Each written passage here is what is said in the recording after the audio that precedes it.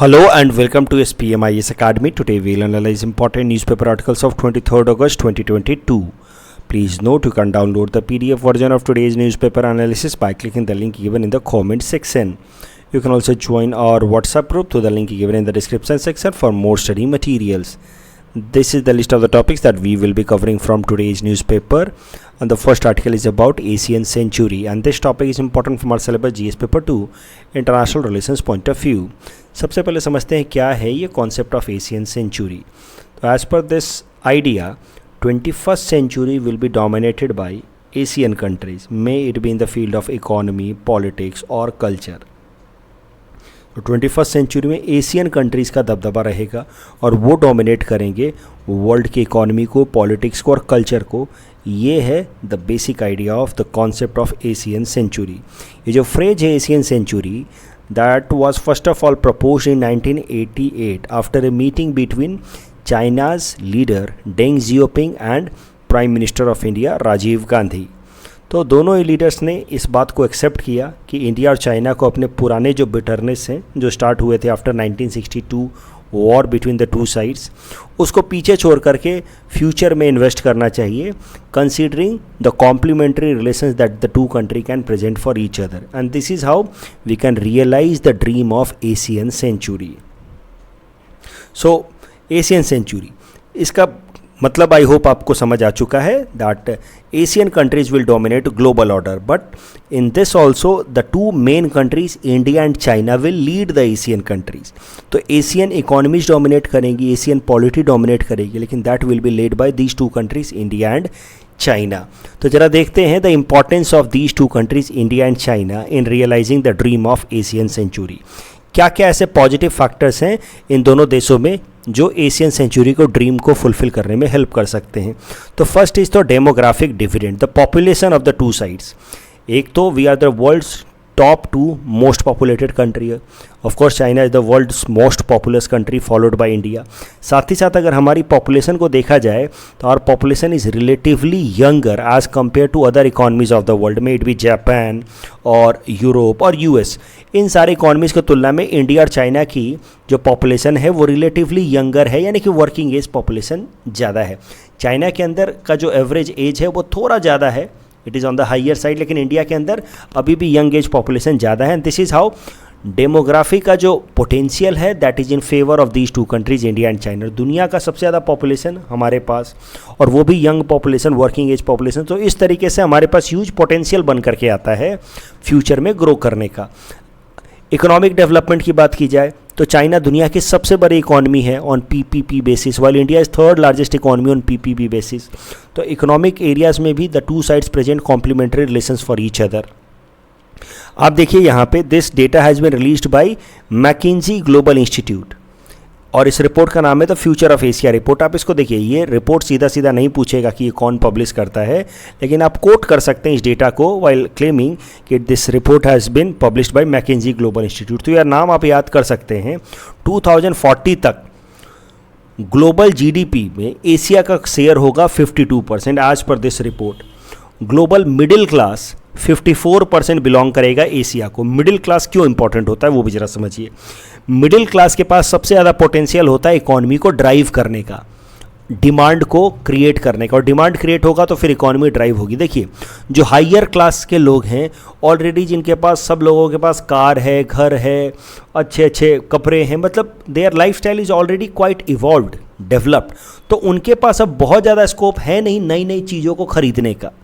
तो जिनके घर में 4 लोग हैं और चारों के पास अपनी अपनी कार है, you don't expect them to have too much demand in future, क्योंकि वो ऑलरेडी इवॉल्व्ड हैं. लेकिन जो मिडिल क्लास है वो धीरे धीरे जब उसकी इनकम बढ़ेगी तो फिर वो डिमांड क्रिएट करेगा. फैमिली में पहले किसी के पास कार नहीं थी, now slowly they will start buying car, home, and this is how middle class का ज़्यादा पॉपुलेशन होना इज़ एन इंडिकेटर कि इस देश के पास पोटेंशियल ज़्यादा है of creating more and more demand, and in that case creating more and more growth in future. तो आने वाले टाइम में 2040 तक पूरे दुनिया का 54% मिडिल क्लास इन दो देशों को, एशियन इकोनॉमीज़ को बिलोंग करेगा। दैट मीन्स ज़्यादातर जो डिमांड क्रिएट होगी वो एशियन इकोनॉमीज़ में क्रिएट होगी। ग्लोबल कंजम्पशन, जितना भी दुनिया भर में कंजम्पशन हो रहा है उसका 39% एशिया में होगा।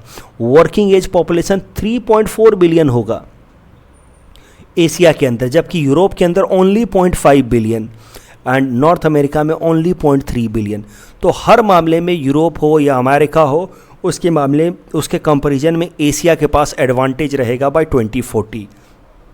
Global urban population will be 48% in Asia, यानी कि urbanisation will be also higher as compare to Europe and North America. तो ये सब चीज़ें हैं जिनको देख करके, इन डेटा को देख करके आप कह सकते हैं कि 21st century will belong to the Asian countries may it be political, economic और कल्चरल डोमिनेंस। तो 1800 से जो टाइम शुरू हुआ, यानी कि 19th century is known as European century because the European countries like UK and France colonised most part of the world.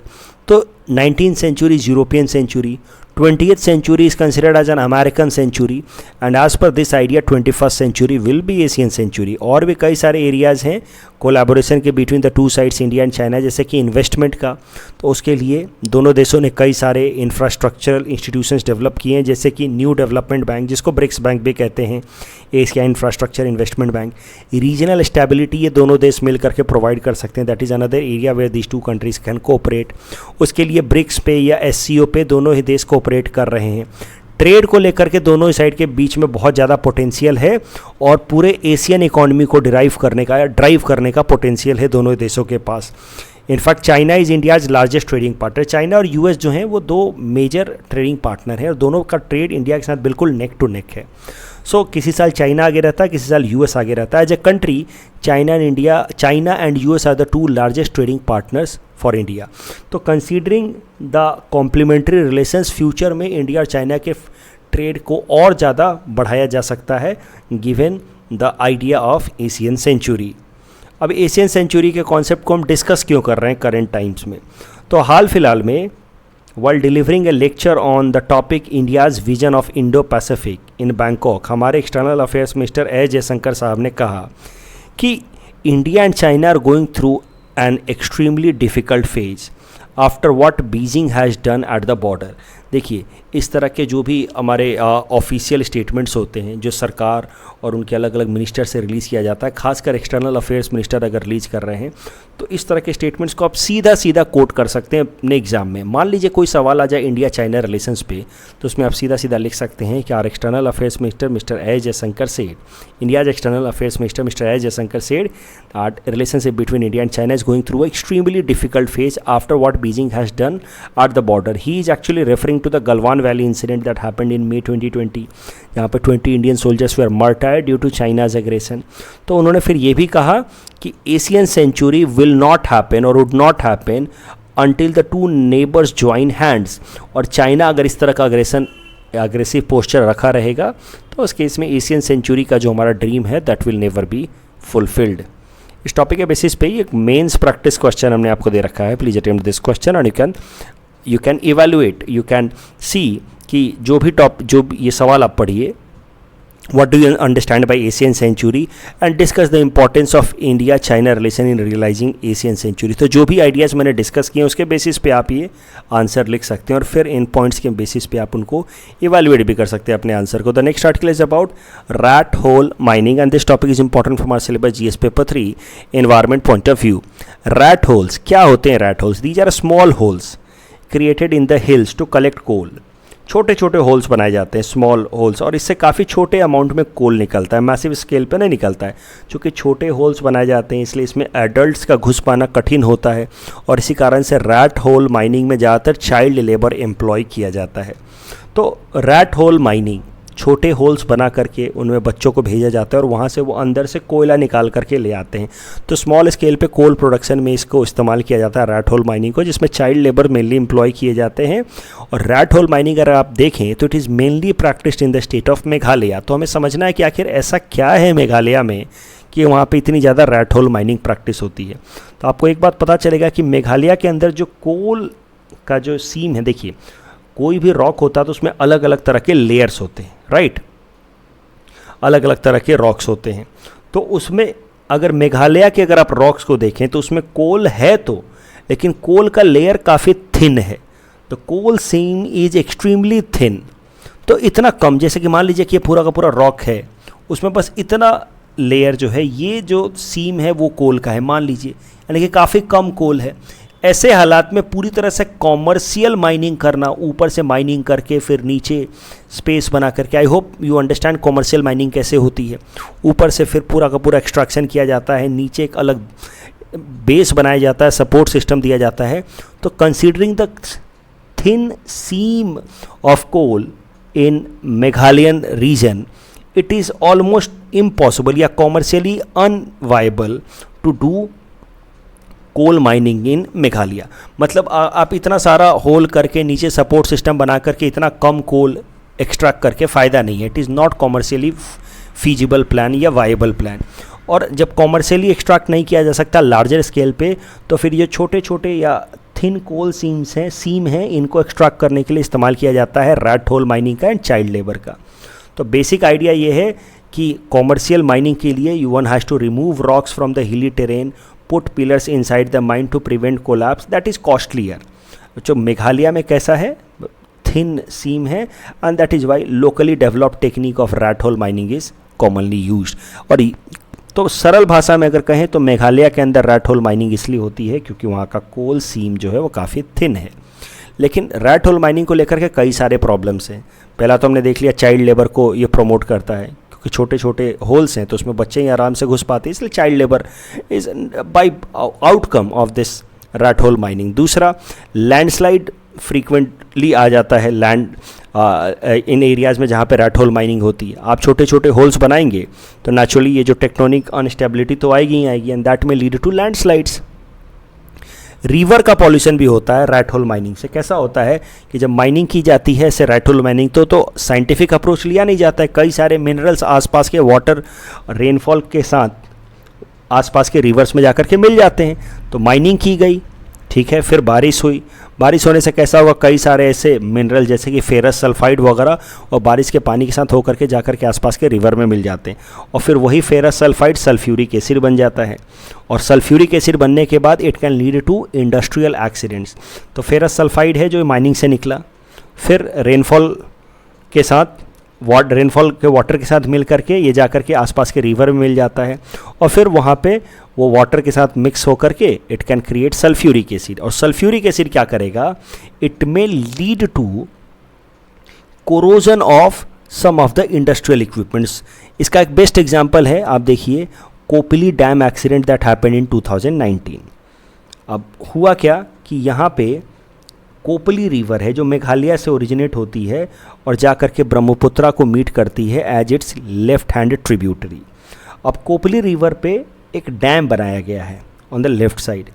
अब चूँकि रैट होल माइनिंग के कारण लगातार सल्फ्यूरिक एसिड कोपली रिवर के अंदर मिल रहा था, तो कोपली रिवर का जो पानी था वो एसिडिक हो गया था, और एसिडिक होने के कारण ये जो कोपली डैम के जो भी इंस्ट्रूमेंट्स थे उसको बार बार वो कोरोड कर रहा था। तो उसके पाइप्स को उसने कमज़ोर कर दिया था इस एसिडिक वाटर ने, कोपली डैम के पाइप को, और इस कारण से कोपली डैम का जब पाइप काफ़ी कमज़ोर हो गया तो उसने फिर वो पंप का प्रेशर झेल नहीं पाया, and one day it exploded and that led to death of 4 people in an accident that happened in November 2019।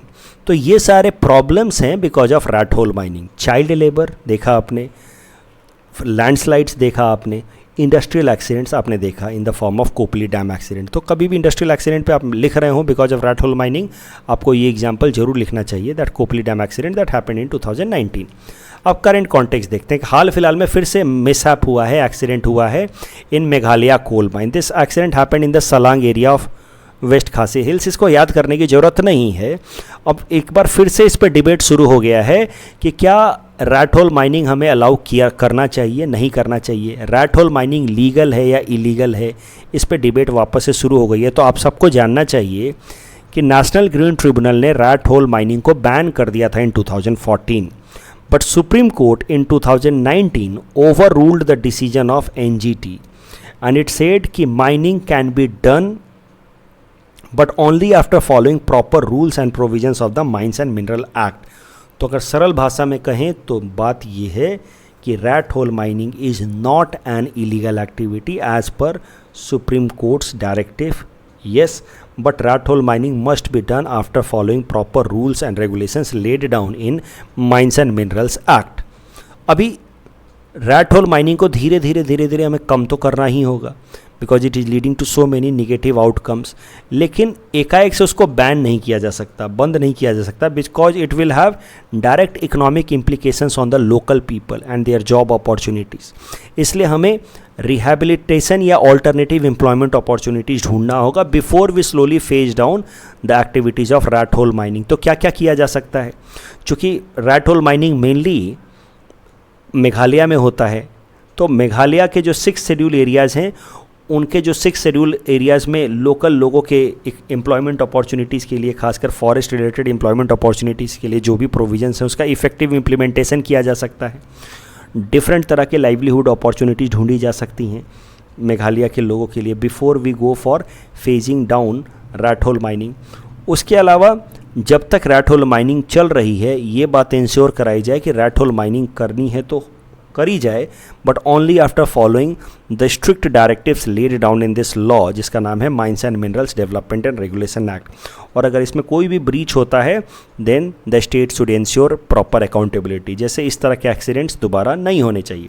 मुद्दा यह है कि रैट होल माइनिंग अभी इलीगल नहीं है, इफ़ येट इस एक्टिविटी को धीरे धीरे वाइंड डाउन तो करना ही है, लेकिन before we phase it down we need to look for some alternate employment opportunities for the local people in Meghalaya who mainly depend on this rat hole mining. और साथ ही साथ जब तक रैट होल माइनिंग हो रही है तब तक वो लीगल प्रोविजंस के साथ हो, स्ट्रिंजेंट नॉर्म्स को फॉलो करते हुए हो. इस टॉपिक के बेसिस पे प्रीलिम्स प्रैक्टिस क्वेश्चन हमने आपको दे रखा है. Please attempt this question and you can submit the answer in the comment section. The next article is about facial recognition technology and this topic is important from our syllabus GS paper 3 science and technology point of view.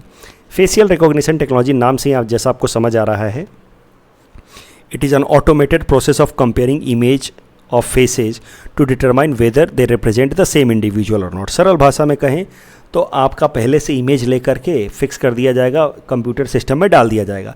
दोबारा आप camera के सामने जाएंगे तो फिर system जो है वो रिलेट करने की कोशिश करेगा और आइडेंटिफाई करने की कोशिश करेगा in order to establish your identity.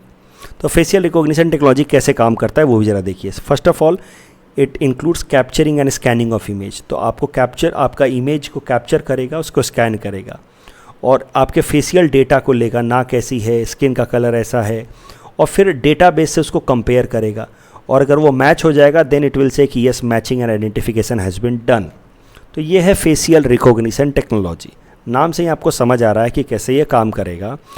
हाल फिलहाल में न्यूज़ में क्यों है? एक तो इस कारण से न्यूज़ में है कि दिल्ली पुलिस ने फेशियल रिकॉग्निशन टेक्नोलॉजी का मास स्केल पे एप्लीकेशन शुरू कर दिया in order to resolve cases.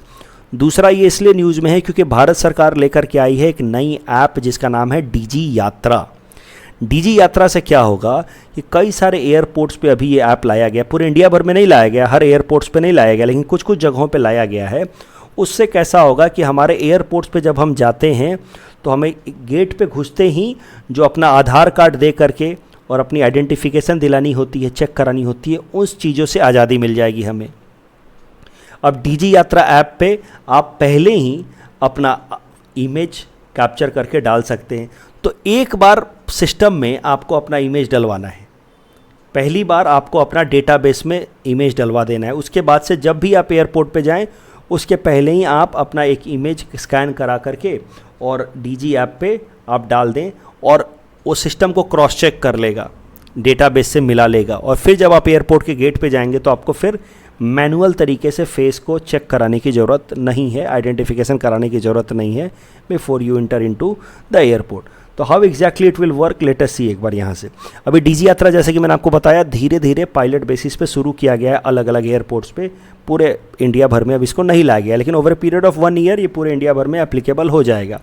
क्या करना है पैसेंजर्स को डीजी यात्रा में, ज़रा देखिए. डाउनलोड डीजी यात्रा app from Google play store, register on the app using mobile phone and OTP and all, link Aadhaar credentials using this DG Locker option, take a selfie and validate photograph with Aadhaar details.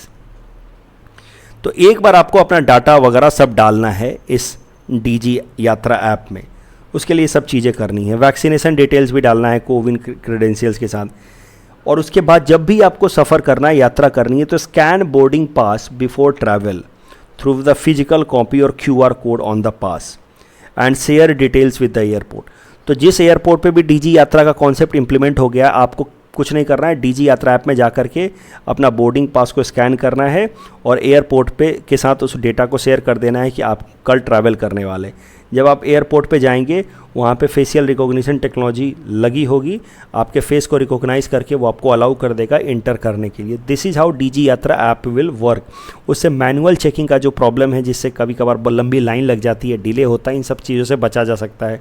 अभी DG यात्रा app को implement किया गया है eight Bengaluru airport, धीरे धीरे पूरे India भर में इसको इम्प्लीमेंट किया जाएगा। तो इससे कैसा होगा, बोर्डिंग पास को चेक कराना या फेशियल रिकॉग्निशन को कराना मैनुअल तरीके से, इन सब चीज़ों से आज़ादी मिल सकती है। इनफैक्ट सिक्योरिटी चेक के प्रोसेस को भी कुछ हद तक कर्टेल किया जा सकता है with help of this facial recognition technology. तो इसके कई सारे फ़ायदे हैं। फेशियल ये डीजी यात्रा ऐप को आप एक लाइन में समझ सकते हैं। डीजी यात्रा ऐप की मदद से होगा क्या, your face is your boarding pass. एक बार आपने एयरपोर्ट पे पहले ही डीजी यात्रा ऐप पे अपना फेशियल इमेज डाल करके और वैलिडेट करा दिया कि आप कल ट्रैवल करने वाले हैं, अब आपको फिजिकल फॉर्मेट में अपना बोर्डिंग पास लेकर के घूमने की ज़रूरत नहीं है, आपका फेस ही आपका बोर्डिंग पास होगा। अब इसका बेनिफिट क्या क्या है फेशियल रिकॉग्निशन टेक्नोलॉजी का। फेशियल रिकॉग्निशन टेक्नोलॉजी जैसे आप देख रहे हैं दिल्ली पुलिस इस्तेमाल कर रही है, तो it will help in criminal identification and verification and that is how it will help in speedy redressal of criminal cases। कल भी हम देख रहे थे NFAIS। तो इस तरह के टेक्नोलॉजीज़ का इस्तेमाल करके क्रिमिनल केसेस में एविडेंसेस को जल्दी जल्दी कलेक्ट करके क्रिमिनल केसेस को स्पीडी रिड्रेसल किया जा सकता है। मिसिंग लोगों को फाइंड करने में ये फेशियल रिकॉग्निशन टेक्नोलॉजी काफ़ी हेल्पफुल हो सकती है। 2018 में दिल्ली पुलिस ने ट्रायल बेसिस पे फेशियल रिकॉग्निशन टेक्नोलॉजी को अप्लाई किया था, जिसमें उन्होंने इसकी मदद से 3000 मिसिंग चिल्ड्रन को ढूंढ निकाला था। उसके अलावा सिक्योरिटी मेजर्स इंप्लीमेंट किए जा सकते हैं, that too in hassle free manner. जैसे आप देखिए डीजी यात्रा पॉलिसी की मदद से जो एयरपोर्ट सिक्योरिटी है वो काम भी करेगा और वो स्ट्रिंजेंट भी हो जाएगा और फिर भी कोई हैसल भी नहीं होगा। तो DigiYatra is best example कि how this facial recognition technology can help in better security and that too in hassle free manner. It will help in reduction of the cases of the fake IDs. It will reduce the need of human interface. Bar bar physical format में check करने की ज़रूरत नहीं होगी कि हाँ ये वही इंसान है। ये सब चीज़ों से हमें आज़ादी मिल जाएगी। But there are some issues also associated with facial recognition technology. First issue is with respect to possibility of misidentification. मान लीजिए कि सिस्टम आइडेंटिफाई नहीं कर पाया, तब तो वो इंसान, और हो सकता है कि मिस आइडेंटिफाई कर ले, आपका चेहरा किसी टेररिस्ट से मिला करके बता दे कि ये तो कोई टेररिस्ट है, मोस्ट वांटेड है। That is a problem.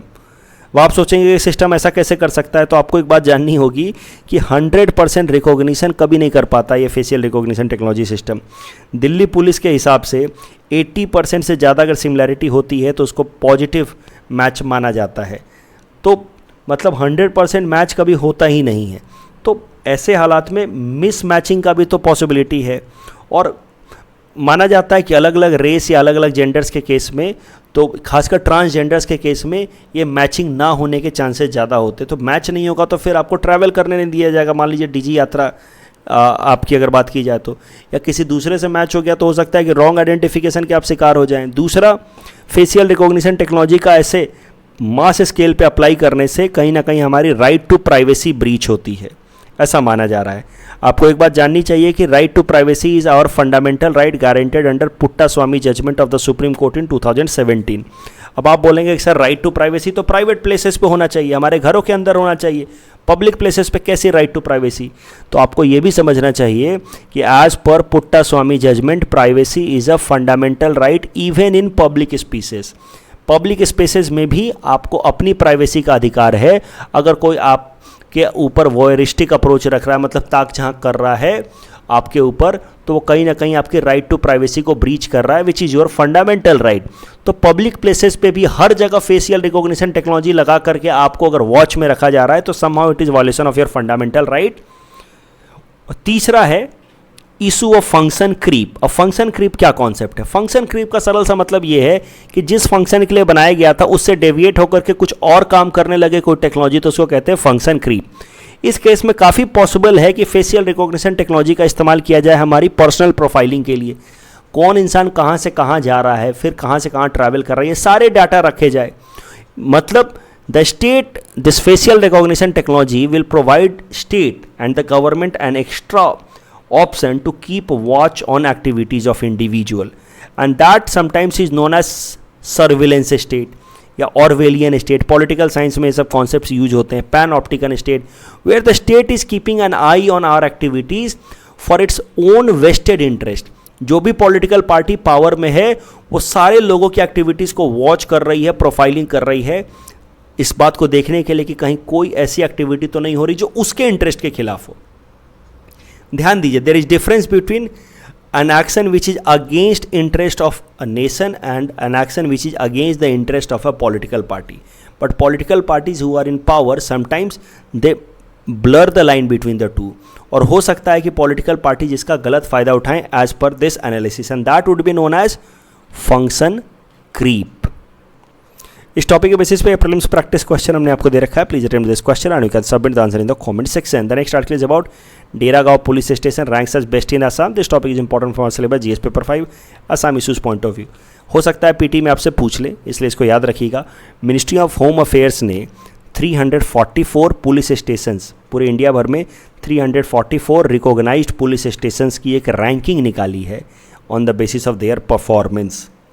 उसमें डेरागांव जो पुलिस स्टेशन है गोलाघाट का, it has secured top rank amongst the police station in Assam as far as its performance is concern.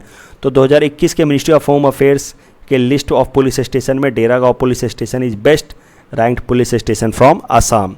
The next article is about Jeevika Sakhi express scheme. This topic is important for syllabus GS paper 5 Assam issues point of view. तो देखिए, आपको overall पहले समझिए कि एक है सखी express scheme.